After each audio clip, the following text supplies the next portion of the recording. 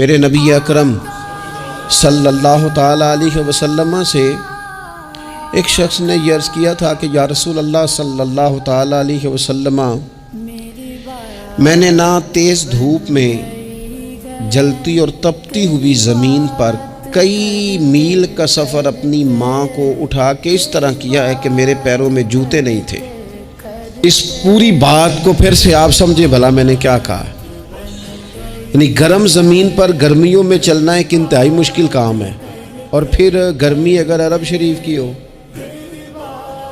اور صحرائی علاقہ ہو، اور پھر آپ نے ایک شخص کو بھی کندھوں پر اٹھایا ہوا ہو۔ یا رسول اللہ صلی اللہ تعالیٰ علیہ وسلم، گرم موسم میں گرم ریت پر ننگے پاؤں ماں کو اٹھا کر میں نے میلوں کا سفر کیا۔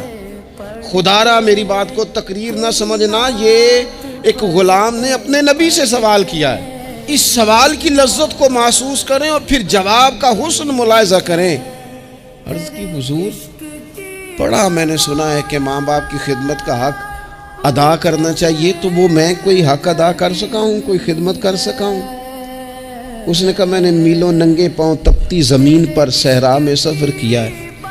تو محبوب کریم نے بھی اسے سبق یاد کرایا۔